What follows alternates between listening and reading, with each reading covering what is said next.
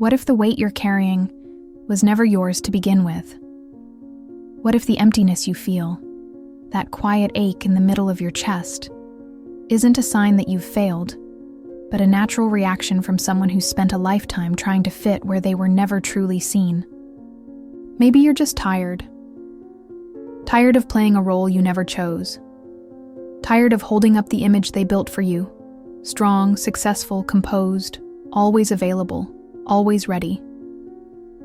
From early on, you learned there was a mold to follow, a right way to be loved. A certain kind of person who was worthy of pride, affection, acceptance, and anything outside that was met with silence, avoided eyes, subtle comparisons, criticism dressed up as advice. So you learned to quiet yourself, to hide the parts that didn't fit, to bury the desires that felt wrong, to smile with a clenched throat, and to reshape yourself until you got lost. Little by little, you stopped existing as you and started existing as what they expected of you.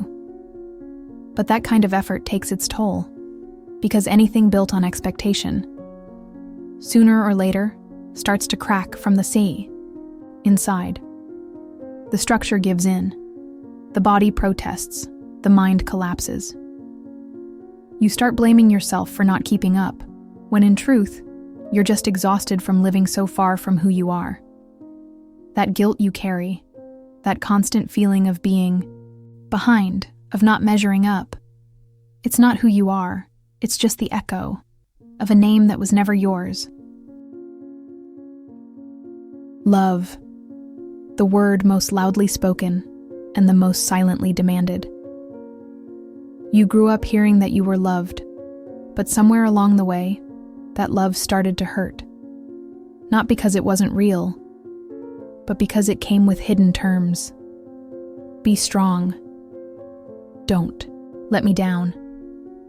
You're better than this. Phrases that sounded like advice, but felt more like unspoken contracts.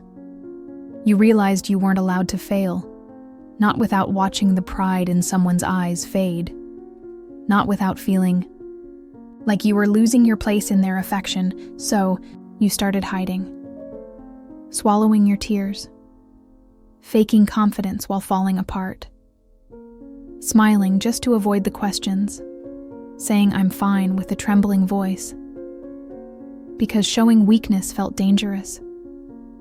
Being who you really were, full, complex, sensitive, felt like risking the little love you had managed to hold on to. And over time, that changes your body. It keeps you on high alert, makes you treat every step like a test, turns every mistake into proof that you're not enough. You stop living for joy and start living for approval. Waking up each day with an invisible mission. Don't disappoint. But living like that is dying in slow motion, because the kind of love that asks you to hide who you are doesn't nurture, it controls, doesn't embrace, it demands. And the cruelest part is that guilt is born from that cycle. You blame yourself for not keeping up, for not being enough, for not turning into the person they dreamed up in their minds. But maybe the question was never, why am I like this? Maybe it was always, why did I have to hide so much just to feel accepted? There comes a moment when your body just stops responding. You try to push through. You force yourself to keep up the image, to keep being the version they expect, productive, present, perfect. But something inside you gives out. And it's not laziness.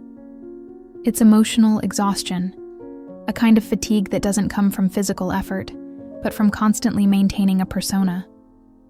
And when that moment hits, you know what we usually think? I failed. I let them down. I'm not enough. But what if that failure is actually a beginning? A healthy break from the script they wrote for you? Imagine living inside a house built for someone else's shape. With every step, you bump into walls. Day after day, you bend yourself just to fit, until one day, You smash a window and jump out. Does that sound like failure, or is it survival? You didn't fail by not following the path they laid out. You survived the weight of being someone you're not for too long. That guilt you're carrying now, for not meeting expectations, for not sticking to the standard route. It's not proof of your weakness. It's just the echo of a prison you're starting to leave behind. Because yes, breaking out of a cage hurts. Even when it was tight. Even when there was no air. Freedom, at first, is terrifying. The silence outside, the lack of instructions, the question of who you are when no one's telling you what to be. But don't mistake that fear for failure. It's not the end. It's a birth. And being born is messy. It's confusing. It's lonely. But it's also the first real breath you take.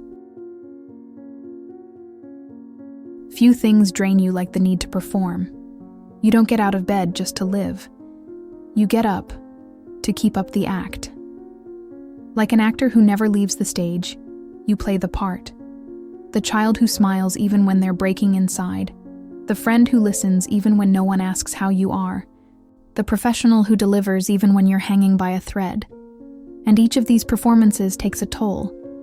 Not on your muscles, but on your soul. You sit through meetings with your mind somewhere else. You laugh at jokes that aren't funny. You reply to messages while your chest screams for silence.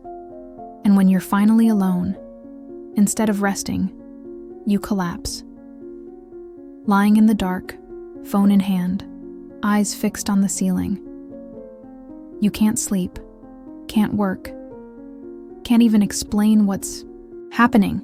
It's like living in limbo, always on edge, always waiting to be found out as a fraud, because deep down, you feel like you're lying, that you're not as strong, not as together, not as solid as you seem. But that's not a lie. It's defense. It's survival. You adapted so well to what the world demanded that you started forgetting whatever brought you peace. Forgot what it felt like to do something just for joy. To exist without constantly measuring yourself. That's the real source of burnout. Not too many tasks, but too little of you.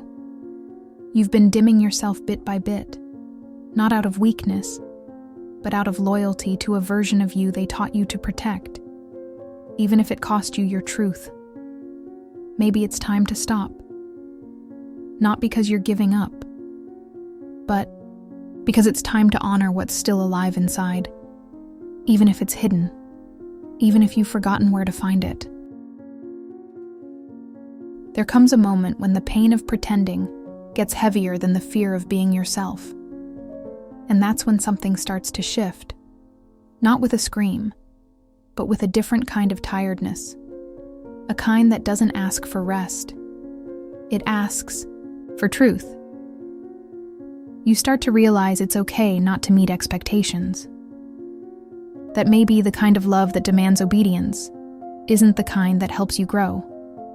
And then, for the first time, a thought crosses your mind. What if I could just be me, with the flaws, the silence, the doubts, no mask, no performance, no constant effort to prove your worth? At first, it's terrifying. You're afraid to disappoint, afraid of losing people, hearing judgment, seeming weak. But the truth is, those who truly love you will stay, and those who only love the image never really loved you in the first place.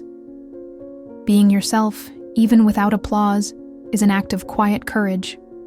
It's like lighting a candle in the dark, small, but real, and little by little, you begin to remember.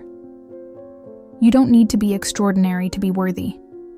You don't have to explain yourself to exist. You don't have to follow a script to be accepted. You deserve peace, not for the version others present of you, but for the essence only you know, the one you've hidden for so long. Give yourself permission to reconnect, even if it takes time, even if it hurts, even if no one gets it right away. Because sometimes, It's in the confusion of being yourself that life finally starts to make sense. It's strange how guilt insists on staying, even after you've broken free. You step away from expectations. You start to breathe outside the bubble. But somewhere in your mind, you still wonder if you're doing something wrong. After all, you spent years being told you were loved, but only if you shaped yourself to fit, that you were special. As long as you didn't make anyone uncomfortable, that you could be free, as long as you did it the right way. But freedom with conditions is just a cell with flowers in the window. And now, when you look back, you realize it wasn't weakness. It was instinct. It was courage. You didn't let anyone down. You just chose to survive outside the script. And the most beautiful part? By allowing yourself to be who you are, you create space for others to do the same. Your presence without armor sets others free. Your silence without guilt teaches. Your step off the path shows a new way forward. So breathe. You don't need to rush to prove anything. You don't need to race to arrive. What matters now is that for the first time, you're walking in the right direction, inward, not as an escape, but as a return. Because truth doesn't have to shout, it just has to be felt. And when it arrives, it softens everything. If this touched something inside you, maybe it's time to listen to yourself with more kindness. Subscribe to keep this quiet conversation going with your own mind.